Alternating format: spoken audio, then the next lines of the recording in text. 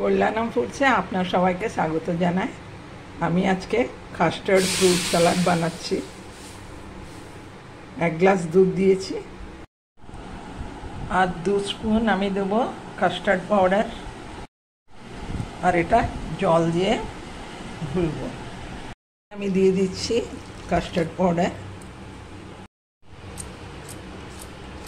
এটাকে এইভাবে নাড়াবেন, নাহলে এর মধ্যে 2 স্পুন সুগার পাউডারটা দিচ্ছি।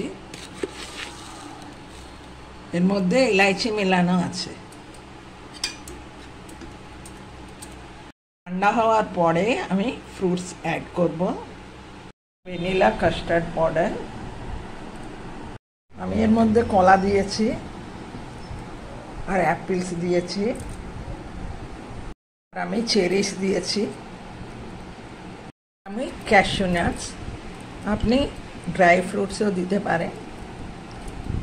ক্যাশু নাটস দিয়েছি, পিস্তা দিয়ে ডেকোরেটটা করেছি।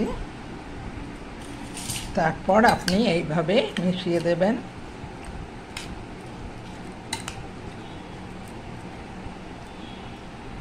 ভিডিওটা যদি আপনার পছন্দ হয় লাইক করুন, শেয়ার করুন, সাবস্ক্রাইব করুন। আপনিও এইভাবে বানিয়ে নিন কাস্টার্ড পাউডার দিয়ে ফ্রুট স্যালাড।